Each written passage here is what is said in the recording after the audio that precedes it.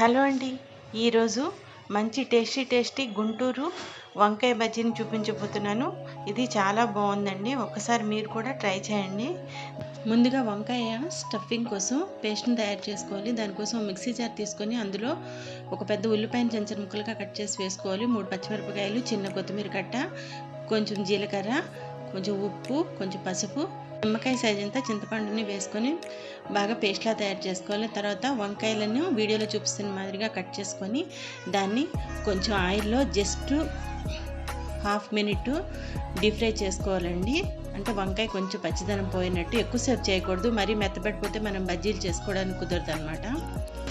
ఈలోగా బజ్జీల కోసం పైన బ్యాటర్ని ప్రిపేర్ చేసుకోవాలి. దానికోసం మిక్సింగ్ బౌల్ తీసుకొని ఒక 2 గిన్నెలు శనగపిండి, ఒక గిన్నె బియ్యం పిండిని వేసుకోవాలి. దాంట్లో కొంచెం పసుపు, ఉప్పు, కొంచెం వాము, కొంచెం వేడి ఆయిల్ వేసుకోవాలి.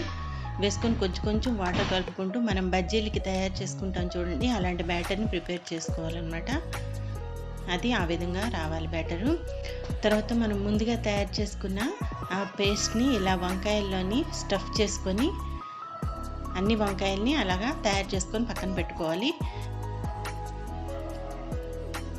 ఇది నిజంగా చాలా టేస్టీగా ఉంటుందండి. ఇది మాత్రం ఈ రెసిపీ మీరు మిస్ అవ్వకుండా చేయండి, చాలా బాగుంది.